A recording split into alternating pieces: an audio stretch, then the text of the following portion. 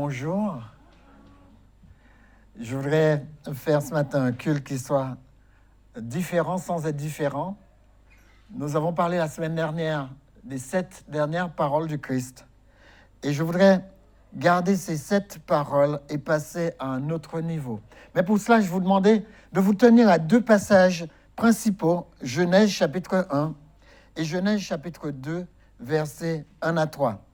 Alors, Genèse chapitre 1, tout le monde sait que, que ce sont les paroles de la création. Il dit, au commencement, Dieu créa les cieux et la terre.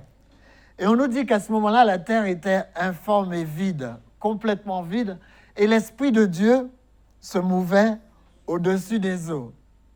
On nous dit ce qui est chaotique, on nous dit tout ce qui existe, et ce qu'on nous dit, c'est que le Saint-Esprit est là. Mais par contre, rien ne se passe. C'est toujours le chaos qui est installé.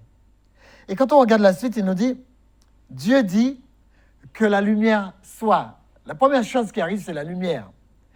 Pas les luminaires, mais la lumière. Parce que c'est vrai que les luminaires vont être faits un peu plus tard, vers le 4e jour.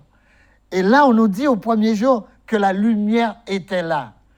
Quand vous lisez le chapitre Jean, chapitre 1, on nous dit, au commencement était la parole, et la parole était avec Dieu, et la parole était Dieu. La parole a créé toutes choses. Rien de ce qui n'a été fait sans elle. Et on nous dit, au chapitre 14, cette lumière est venue. Au chapitre 14, on nous dit que Jésus dit lui-même au verset 6, « Je suis le chemin, la vérité et la vie ». Mais quand on reprend ce passage de Jean, on nous dit que la lumière est venue chez les siens et les siens ne l'ont pas reçue. Mais qui est cette lumière qu'on trouve au chapitre 1 de la Genèse? Au commencement était une personne qui s'appelle la parole. On nous dit qu'il ne s'appelle pas seulement la parole, mais il s'appelle aussi la lumière. Quand on prend Matthieu chapitre 5, on nous dit que vous êtes la lumière du monde. On nous dit, vous êtes la lumière du monde. Pourquoi vous êtes la lumière du monde? Parce que la lumière est en vous. Jésus s'appelle aussi la lumière. Donc, si on revient à la Genèse, il dit, et Dieu dit que la lumière soit, et la lumière fut, alors qu'il n'y avait pas encore de luminaire. Vous savez, ce qui est étonnant quand on arrive dans l'Apocalypse, c'est qu'on voit que la ville n'a pas de lumière. Quelle est la lumière de la ville? C'est Dieu lui-même. Christ est la lumière de la ville, Dieu est la lumière de la ville. Donc ici, on revient toujours, on reste sur le Genèse chapitre 1, on nous dit, Dieu vit que la lumière était bonne, et Dieu sépara la lumière d'avec les ténèbres. Dieu appela la lumière jour, et il appela les ténèbres nuit. Il y eut un soir, il y eut un matin, ce fut le premier jour. Donc, cette lumière qui est claire, éclaire et crée la journée. Et on nous dit que c'est une chose qui va se perpétuer. Chaque fois qu'on dira une journée, il y aura donc un soir et un matin. Ce n'est pas comme nous. Nous, la journée commence à minuit. Vous l'avez remarqué? Regardez comment à Noël, le 25 décembre, on attend minuit. Et boum, c'est parti pour la nouvelle année. C'est exactement le contraire dans la Bible. Dans la Bible, la journée commence la nuit, mais ne commence pas à minuit, il commence au coucher du soleil. Alors, fort de ça, nous pouvons continuer le passage et passer au chapitre 2. Au 6e jour, alors il y a un soir, il y a un matin, ce fut le premier jour, il y a un soir, il y a un matin, ce fut le 2e jour, un soir, un matin, 3e jour, etc.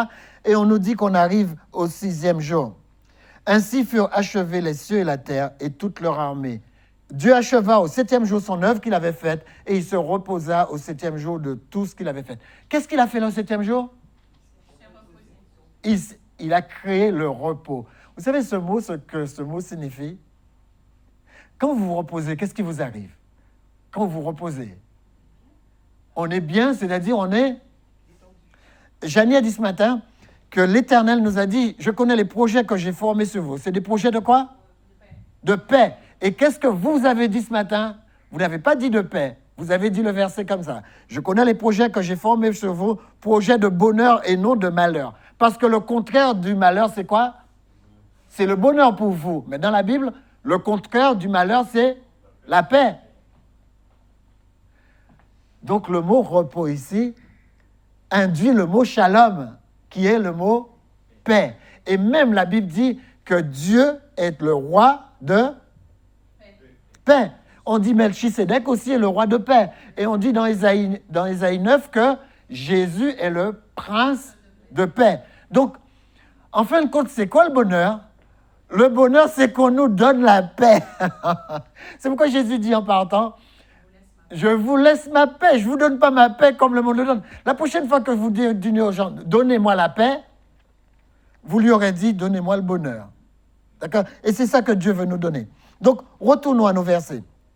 Il dit, ainsi furent achevés les cieux et la terre et toute leur armée. Dieu acheva au 7e jour son œuvre qu'il avait faite, et il se reposa au 7e jour de toute l'œuvre qu'il avait faite. Dieu bénit le 7e jour et il le sanctifia parce qu'en ce jour, il se reposa de toute son œuvre qu'il avait créée en la faisant. Aujourd'hui, je vais vous parler du sabbat à travers la mort du Christ. Et à travers toute sa mort, je vais vous montrer comment il revient à cette paix, à ce repos. C'est pourquoi j'ai intitulé ma présentation « Les 7 dernières paroles du Christ et le repos ». La semaine dernière, vous avez vu le premier niveau. C'était les 7 dernières paroles du Christ. Là, on va rentrer dans les 7 dernières paroles du Christ de notre manière. Quand Jésus meurt sur la croix, qu'est-ce que Jésus amène? L'apôtre Paul dit qu'à partir du moment où Jésus est mort sur la croix, Jésus est venu nous montrer qu'il va créer chez nous une nouvelle création. Dans certaines versions, c'est traduit « nouvelle créature ».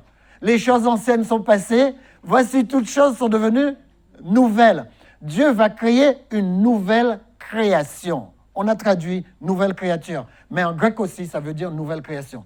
Vous êtes une nouvelle création à partir de quel moment? À partir du moment où vous acceptez Dieu dans les eaux du baptême. Quand vous êtes dans l'eau, vous entrez dans le tombeau liquide qui représente la mort du Christ. Et quand vous sortez de l'eau, vous revenez à la résurrection qu'est la vie. D'accord? C'est l'image du baptême. C'est pourquoi le baptême n'est pas 3 gouttes d'eau qu'on met sur le front. Ça ne marche pas. D'accord? Ça ne marche pas avec la symbolique du baptême. Mais c'est vrai que la Bible stipule une chose. Il y a eu la création en combien de jours? En 6 jours, Dieu a fait la création. Quelle était cette journée où Dieu a terminé sa création? Non, quelle était la journée où il a terminé la création? Il a achevé la création le 7e jour. Mais quand est-ce qu'il a terminé? Il n'a rien fait, il a créé le repos. Mais je parle de choses, d'actes pratiques. Il a créé en combien de jours? En 6 jours. Pourquoi est-ce que Dieu crée en 6 jours? C'est parce que 6, si vous le lisez dans Daniel, rappelez-vous, quand Nebuchadnezzar a fait la statue, qu'est-ce qui se passait? Il y avait toujours, tout était en 6. Parce que c'est un chiffre d'homme.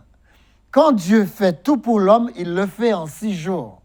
Et ensuite, le 7e jour, représente la perfection. C'est-à-dire que Dieu, il couronne sa création. Chaque fois que vous arriverez le vendredi soir, sachez que vous êtes en train d'entrer dans la fête du couronnement de la création. Vous savez que le sabbat, sabbat, c'est dans le sens chômé, dans le sens fête. Chaque semaine, Dieu a mis une fête qui rappelle la création. D'accord? Là, vous êtes en fête. Pourquoi vous croyez que nous les Antillais, en général, le sabbat, on a du riz et des haricots rouges? D'où ça vient cette histoire? Eh bien, ça vient parce que les Juifs aussi ont des haricots rouges. Parce que les haricots rouges sont mangés déjà depuis longtemps pendant la fête. Nous, on ne peut pas faire des fêtes aux Antilles sans haricots. Les amis, c'est un jour de fête. C'est pourquoi le sabbat, on essaie de manger un repas de fête. Parce que nous, on sait que c'est une journée de fête. Alors, on se pose la question, voilà, il y a la création qui se fait en 6 jours. Qu'est-ce que ça a à voir avec le Messie? Pourquoi est-ce que j'ai raccroché ça aux paroles du Christ? Parce que Jésus va mourir un jour parfait ou un jour d'homme? Non. Un jour d'homme. Parce que Jésus est venu pas montrer comment Dieu peut vivre, il le dit lui-même. Il est venu montrer comment un homme peut vivre. Rappelez-vous le baptême. Quand Jean a dit, voici l'agneau de Dieu qui ôte le péché du monde. Et il a dit, non, non, Seigneur, c'est moi qui mérite d'être baptisé. Et par toi, et pas toi par moi. Et qu'est-ce que Jésus a dit? Laissons faire ce qui est bon. D'accord? Laissons faire. Pour donner l'exemple, il doit laisser faire. Jésus n'avait pas besoin de baptême, mais il fait quelque chose qui concerne l'homme, parce qu'il est venu vivre comme un homme. Pourquoi il meurt le vendredi? Il meurt cette journée d'homme pour pouvoir accomplir, comme à la création, au 6e jour, ce qui devait être accompli.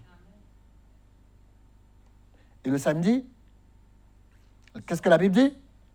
Luc chapitre 23, on nous dit que les femmes sont venues avec leurs aromates et elles n'ont pas pu embaumer Jésus parce que le sabbat allait commencer. Donc il est mort bien le vendredi.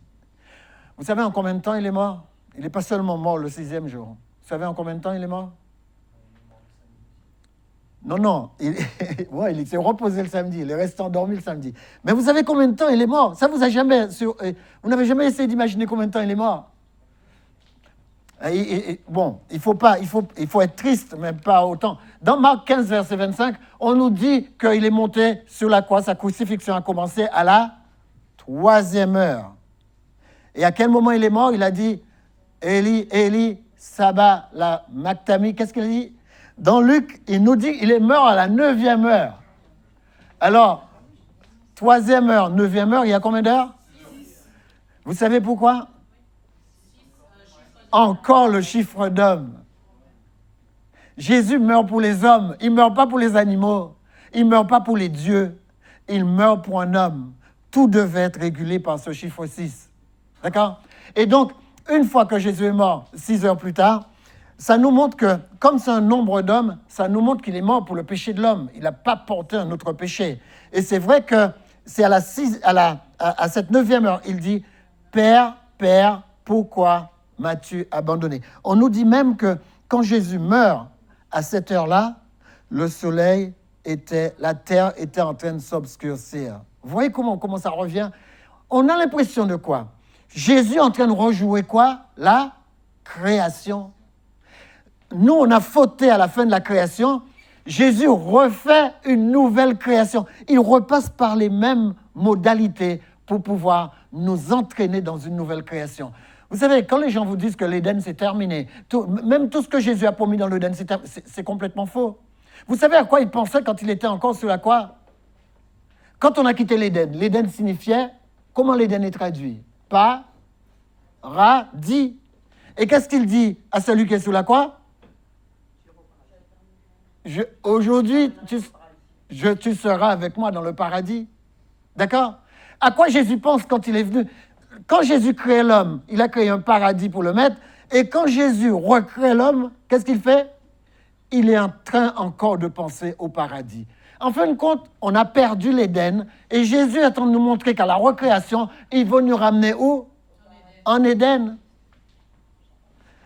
Alors, OK, après cette longue introduction, je voudrais vous parler d'un verset qui crée beaucoup de controverses, qui se trouve dans Hébreux 4, verset 4. Je voudrais que vous preniez ce verset avec moi. Hébreux chapitre 4, verset 4. Si vous observez le sabbat, vous connaissez ce verset parce que beaucoup de gens vous ont déjà parlé de ce verset. Alors, on va rapidement régler l'histoire de ce verset.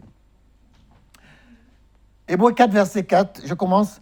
« Car il a parlé quelque part ainsi du 7e jour, et Dieu se reposa de toutes ses œuvres le 7e jour. Et ici encore, il est dit, ils n'entreront pas dans mon repos. Or, puisqu'il est réservé à quelques-uns d'y entrer, et que ceux à qui d'abord la promesse a été faite n'y sont pas rentrés à cause de leur désobéissance, d'accord, rappelez-vous, Dieu fixe un nouveau jour, aujourd'hui, en disant par David, si longtemps après, comme il est dit plus haut, aujourd'hui, si vous n'entendez sa voix, n'endurcissez pas vos cœurs. Car si Josué, dans le désert, leur eût donné le repos, ils ne parleraient pas après cela d'un autre jour. Il y a donc un repos de sabbat réservé au peuple de Dieu. Alors, il y a des gens qui prennent ce verset pour dire que le sabbat, c'est terminé. Josué n'a pas pu régler cette histoire de sabbat. Eh bien, Jésus, lui, a banni le sabbat et il nous a donné un autre jour en se ressuscitant le dimanche matin. Il y a des gens qui sont forts à retomber sur leurs pieds. D'accord? Moi, je vais vous dire quelque chose. Si Dieu avait banni le sabbat, il aurait donné un sabbat tout neuf en donnant encore le samedi. Parce que, pourquoi encore le samedi? Parce que 7 jours a été ajouté. C'est le 7e jour, ce n'est pas le 6e jour. Il peut pas, et Dieu n'a pas ajouté un 8e jour. Vous savez, il y a des gens même qui parlent d'un 8e jour. Après, il y a quelqu'un qui va se lever, comme Jésus est mort à la 9e heure, ils vont parler d'un 9e jour. Mais il y a des gens qui sont encore plus forts. Ils vont s'appuyer quelque part pour dire, eh bien tiens, il va y avoir un 10e jour. Et pourquoi il y a 12 disciples, il n'y a pas 12 jours? Le seul endroit où vous trouvez le cycle des jours, c'est dans la Bible. Il n'y a aucune littérature classique qui parle d'un cycle de 6 jours. D'accord? Vous trouvez ça nulle part ailleurs. Alors, moi, ce que je vais essayer de faire avec vous, c'est vous montrer une chose. Dieu a été mis dans le tombeau quand le soleil déclinait. Et c'est vrai qu'à ce moment-là, le sabbat est venu. La preuve, c'est que Luc chapitre 23, à partir du verset 33, on a ces femmes qui portent les aromates pour pouvoir embaumer le corps de Jésus et qui ne le font pas parce que le sabbat allait commencer. Et quand vous voyez le chapitre 24, il dit, au début du chapitre 24, on nous dit dès le dimanche matin, ces femmes se sont réveillées et elles ont pris leur aromate et elles sont parties pour embaumer Jésus. Mais quand elles sont arrivées le dimanche matin, qu'est-ce qui s'est passé? La pierre avait roulé et il n'y a personne dans le tombeau. C'est la raison pour laquelle nous devons savoir une chose. Qu'est-ce qui s'est passé réellement? Quand Jésus a été tué ce vendredi soir, il a été mis dans le tombeau. Et ça nous montre une chose. Il va dire que tout a été accompli juste avant de descendre dans la croix. Et quand il dit tout est accompli, c'est-à-dire tout est fait avant que le sabbat commence. Tout est accompli avant d'entrer dans ce 7e jour. Tout est accompli pour les hommes dans les journées des hommes parce que quand le sabbat arrive, tout doit être réalisé. Et ensuite, Christ entre dans le tombeau, il se repose le 7e jour. Et le sabbat reprend son vrai sens de repos, de paix, de shalom. Il faut que vous imaginiez ça comme ça. En Hébreux 4.4, le sabbat vient par le repos. Les gens qui observent le sabbat entrent dans un repos total dès vendredi soir jusqu'à samedi soir. Ils rentrent dans une nouvelle création, dans une nouvelle restructuration. Les sabbats qui n'ont pas été observés, Jésus les remet à jour. Pendant toute sa vie, il a observé le sabbat et il nous montre que même dans sa mort, il observe le sabbat. Alors si Jésus montre que même dans sa mort, il observe le sabbat, qui sommes-nous pour ne pas l'observer? Hébreux 4.4 nous rappelle une chose.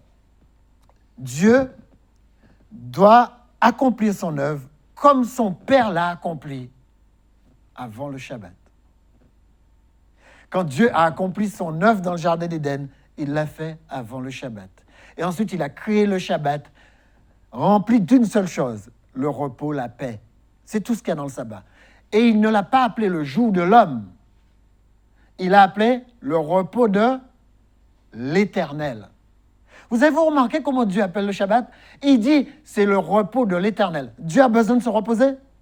Non, il a nommé ce jour le repos de l'Éternel. Et qu'est-ce qu'il dit dans Marc 2, verset 27? Il dit, le sabbat a été fabriqué pour l'homme. Et au verset 28, qu'est-ce que Jésus dit? C'est Jésus qui dit ça. Et au verset 28, il dit, moi, Dieu, je suis maître du sabbat. En clair, il ne maîtrise pas seulement le sabbat, il est l'auteur du sabbat. Il est celui qui crée et recrée le sabbat. Et comme le sabbat a été bafoué pendant des siècles, Jésus dit, je rétablis, je réalise, et voilà le mot qu'il utilise, j'accomplis le sabbat. C'est pas trop fort ça? Une personne m'a dit, mais accomplir le sabbat, c'est l'abolir. J'ai dit non, si tu lis Marc 5, tu verras qu'il dit, je ne suis pas venu abolir, mais accomplir. Il me dit, oui, mais c'est la même chose. J'ai dit, alors Jésus ne connaît pas le français. Il ne connaît pas l'hébreu. Comment est-ce que je peux dire que abolir, c'est accomplir? Moi, quand j'ai pris le sens grec d'abolir, le sens grec d'abolir, abolir, ça veut dire que ce soit définitif, que c'est fait, c'est terminé. Et le sens d'accomplir est différent. Le sens d'accomplir, c'est réaliser.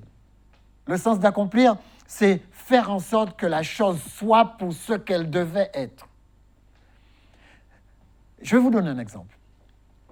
Si je dis que mon papa, il a fait une maison, mais il est mort avant de l'accomplir, ça veut dire quoi? Ça veut dire que la maison n'est pas finie. Il n'est pas accompli, il n'est pas fini, il n'est pas réalisé. Et si après, moi je dis, maintenant je suis venu, je vais accomplir la maison. Est-ce que ça veut dire que la maison est finie ou est-ce que ça veut dire finie dans le sens de terminer ou finaliser? Je vais finaliser là maintenant. Maintenant, Est-ce que vous avez vu un être humain accomplir quelque chose et ne plus l'utiliser? Donnez-moi un exemple. On a accompli quelque chose, on ne l'utilise plus. Vous avez accompli maintenant la maison, vous fermez la maison et vous dites défense d'entrée. C'est ce que vous faites?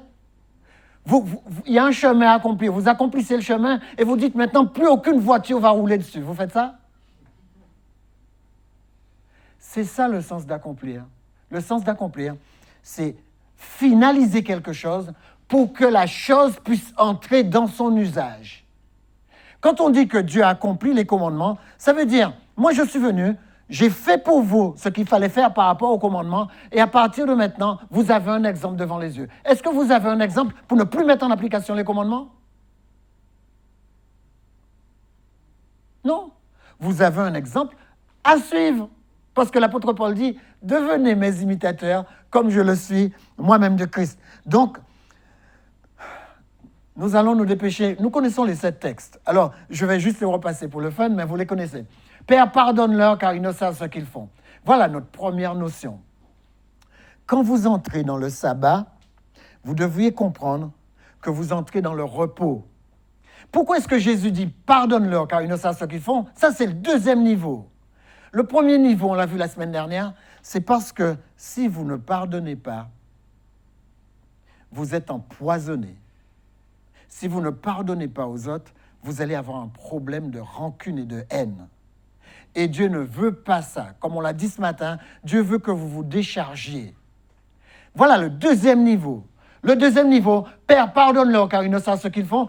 Pardonnez pour entrer dans le repos de Dieu. Vous n'aurez jamais la paix si vous ne pardonnez pas.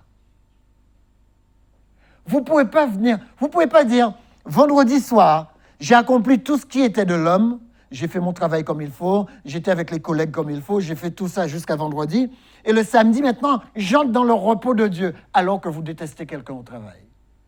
Ça ne marche pas. Ça ne marche pas. Vous passerez un sabbat qui va être tronqué, parce que vous n'avez pas la paix en vous, vous n'avez pas le repos, vous n'avez pas le shalom. Les amis, je vais vous dire quelque chose.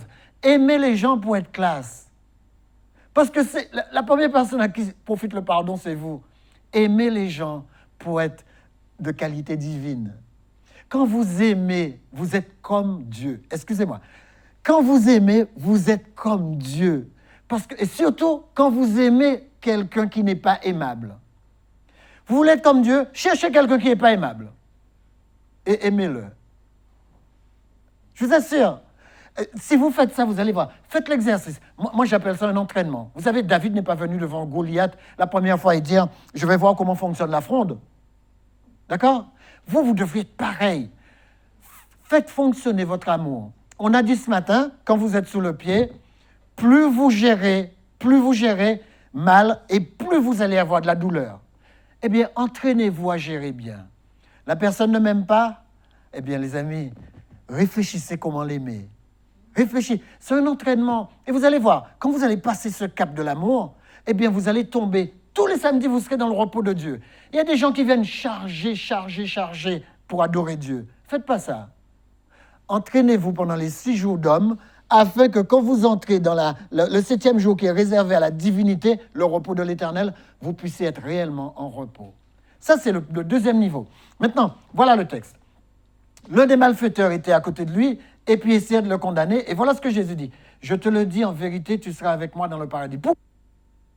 Parce que le garçon a dit, pour nous c'est justice, car nous recevons ce qu'ont mérité nos crimes. Alors on y va pour le niveau.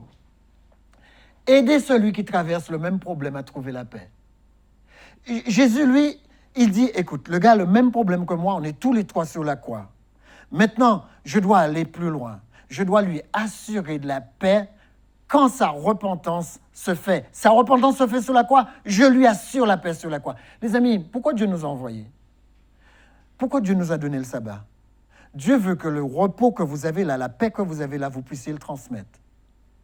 Si vous saviez aujourd'hui la quantité de personnes qui ne sont pas en paix, votre rôle, c'est de transmettre. Le Shabbat, c'est un travail de transfert. Les gens vont vous dire, mais pourquoi tu observes le Shabbat? Une personne m'a posé une question, elle m'a dit, mais pasteur, je vais vous poser une question qui me prend vraiment à cœur. Pourquoi vous qui êtes chrétiens, vous ne vous réunissez pas le dimanche comme nous? Quel mauvais exemple. Et moi, je l'ai regardé, je lui ai dit, si tu savais ce que portait le sabbat, tu regretterais ce que tu as dit. Elle m'a dit, d'accord, dis-moi ce que le sabbat porte, et comme ça, je regrette.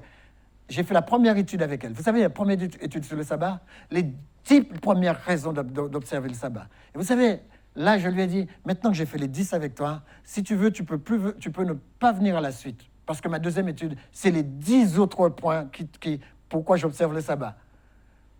Elle m'a dit, je serai là. Et à la fin de l'étude, elle m'a dit, je sens qu'il va falloir que je change des choses dans ma vie. Parce que je crois que le sabbat, c'est quelque chose de très important. Les amis, vous savez, si elle n'est pas convaincue avec les 10 autres points pourquoi j'observe le sabbat, vous savez, j'ai une troisième étude. Vous savez comment il s'appelle? Les 10 autres points. En général, les gens, ils n'arrivent jamais au troisième. Dès le deuxième, le premier, le deuxième, ils sont convaincus. Jésus, voyant sa mère, lui dit, « Femme, voilà ton fils. Fils, voilà sa mère. » Deuxième niveau de la troisième notion, la voilà. Sois certain de t'occuper de la paix et le repos de l'autre. Dieu meurt sous la croix. Écoutez ça bien, ça m'a intrigué. Jésus meurt sous la croix et Jésus est préoccupé des autres. Il ne dit pas « j'ai mal ». Il ne dit pas, il ne se focalise pas sur la douleur. Et ce matin, on a raison de le dire. Ne vous focalisez pas sur la douleur, focalisez-vous, fixez le regard sur Dieu. Vous vous rappelez ce texte d'Hébreux 12 ? Fixez vos regards sur Dieu. Regardez ce que Jésus fait. On a l'impression que c'est un anesthésiant. L'anesthésiant de Jésus, c'est de s'occuper de l'autre. Il a mal, mais il ne se concentre pas sur le mal, il se concentre sur l'autre. Les amis, assurez-vous que les autres soient en paix et vous aurez la paix autour de vous. Assurez-vous que les autres... Essayez de vous imaginer si tous vos voisins observaient le sabbat et que le sabbat vous dites « tu es en retard, dépêche-toi, on y va ». Essayez de vous imaginer l'ambiance. Eh bien, moi, j'ai connu cette ambiance quand j'étais tout petit. Quand j'avais 16 ans, tout petit. Ouais, tout petit par rapport à mon âge maintenant.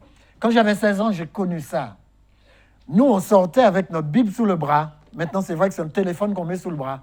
Mais on sortait avec notre Bible sous le bras. Et à mesure qu'on avançait, on réveillait, on appelait celui-là, on appelait celui-là. Et tous les gens autour de nous, petit à petit, observaient le sabbat. Et ensuite, on se retrouvait tous en ligne comme ça pour aller à l'église. Et bien sûr, à un moment donné, il n'y avait plus de place. Alors, quand on regarde ce qui se passe dans la vie de Jésus, on se rend compte que Jésus veut attirer l'attention sur une chose. Même si vous êtes en difficulté, eh bien, occupez-vous de l'autre. Jésus est en difficulté sous la croix et il s'occupe de sa mère. Pourquoi? Parce qu'il sait que sa mère va être en difficulté. En clair, qu'est-ce que cela nous dit? En tant que parent, vous devriez prévoir pour vos enfants.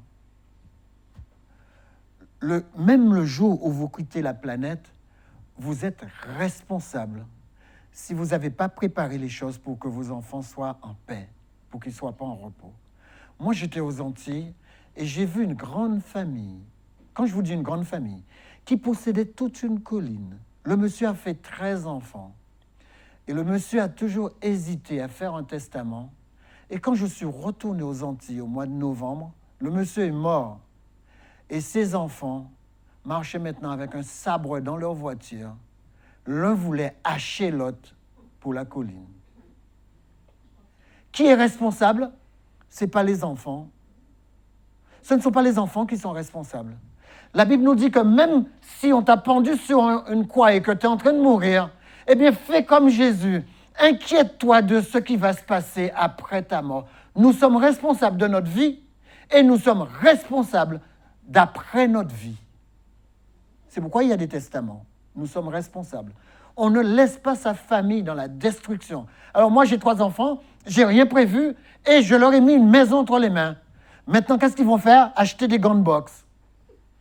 Après ma mort, ils vont acheter... Ça, c'est ma responsabilité, ou même, je dirais, ma faute, ou mon irresponsabilité. Je dois faire en sorte que mes enfants soient dans le repos, dans la paix du sabbat, après mon décès. C'est à moi de gérer ça. Allons un peu plus loin. La notion suivante.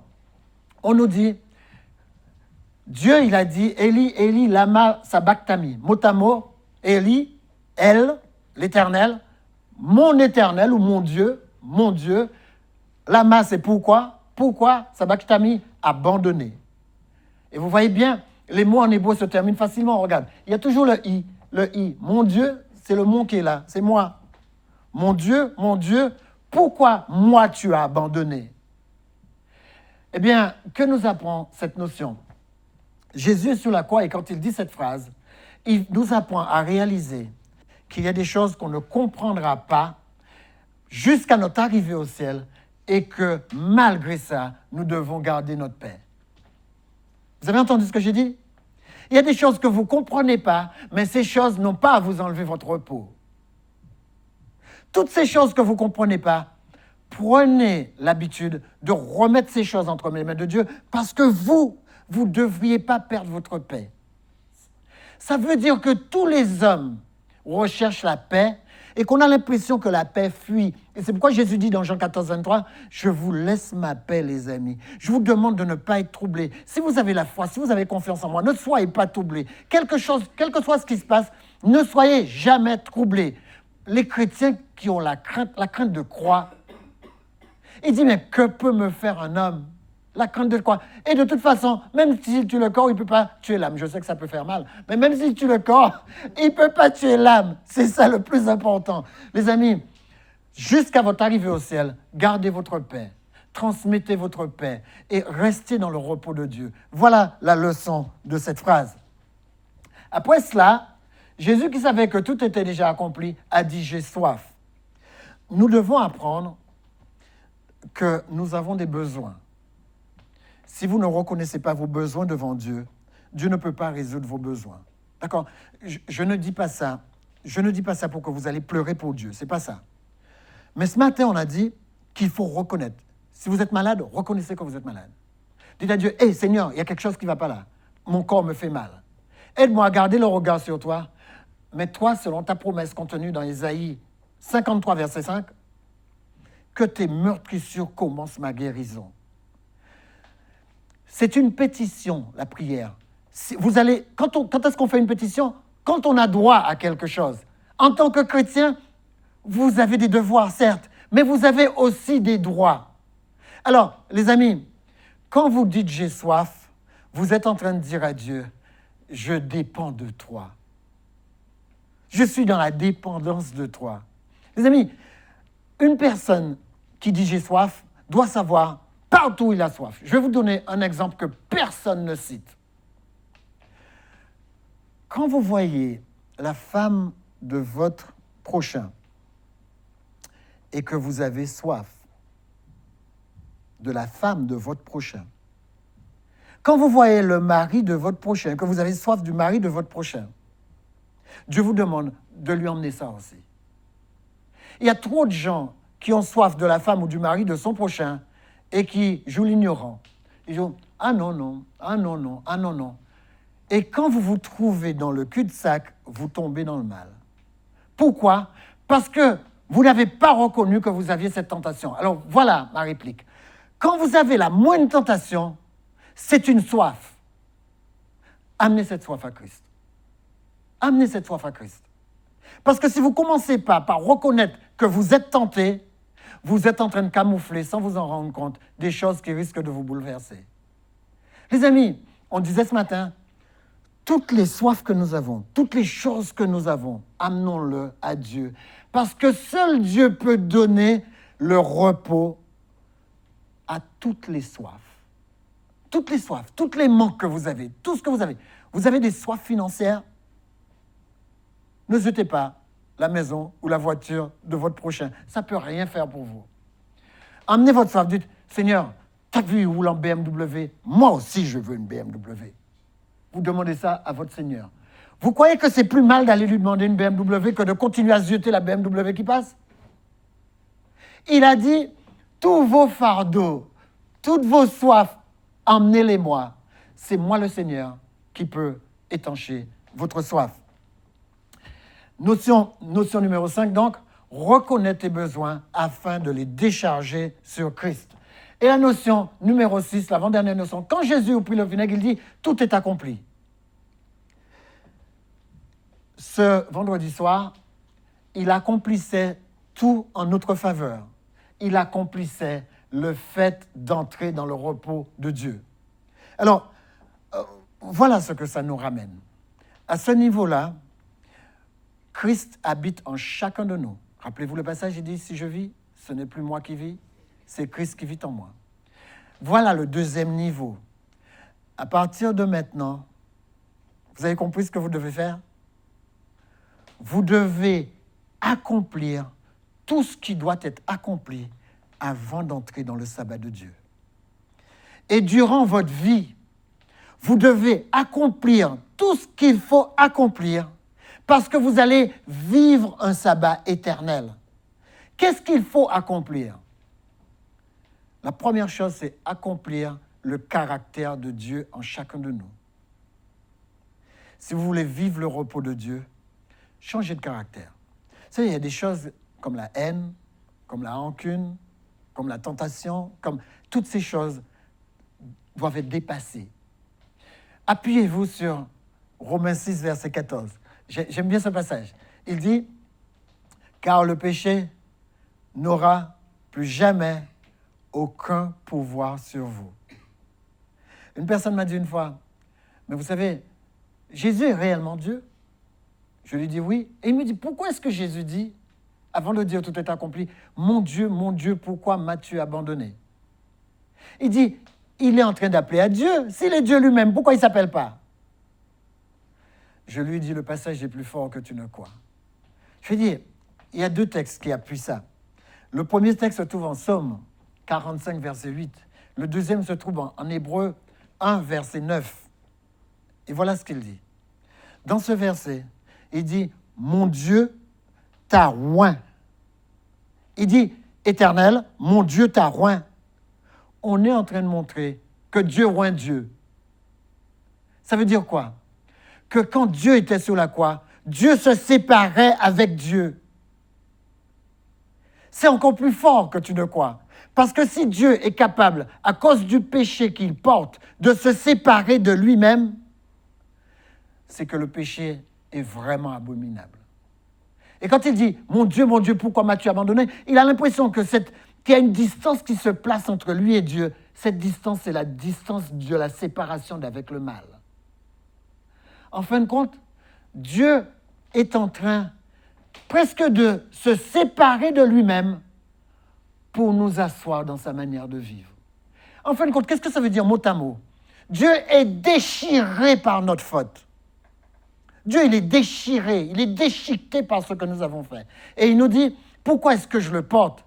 C'est pour rétablir l'harmonie que tu as perdue. C'est pour rétablir la relation que tu as perdue avec moi. Les amis, ça nous amène au 6e point.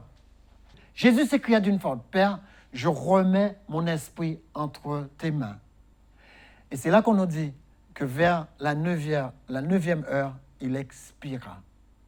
C'est-à-dire que le péché est tellement difficile à porter qu'on a l'impression qu'il n'a qu'une possibilité. Jésus avait tellement mal sur la croix qu'il nous dit, « Hé, je ne peux plus le porter, alors je me décharge. » Vous rappelez le texte de Jeanne ce matin? « Déchargez-vous de tous vos péchés, car lui seul prendra soin de vous. » Les amis, Jésus fait exactement ce qu'il veut que nous fassions. Décharge-toi de tout problème et transgression. Dieu seul sait résoudre ton problème. Jésus a fait ce qu'il voudrait qu'on fasse. Quand vous voyez que vous êtes à la lie, avant de rendre l'âme avec le problème, remettez tout entre les mains de Dieu. Ça, c'est le deuxième niveau. Les amis, quand vous sortirez tout à l'heure, ne dites pas « Bon, j'ai écouté », mais dites-vous plutôt « Maintenant, je sais ce que je vais devenir.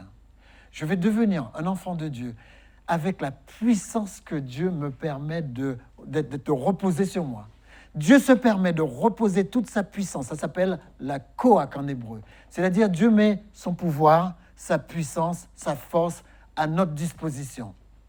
Et tout ce que je peux vous souhaiter, c'est de le prendre. Et vous savez pourquoi vous pouvez le prendre? Nous pouvons le prendre pourquoi? Parce que tout est possible à celui qui croit. Que Dieu vous bénisse.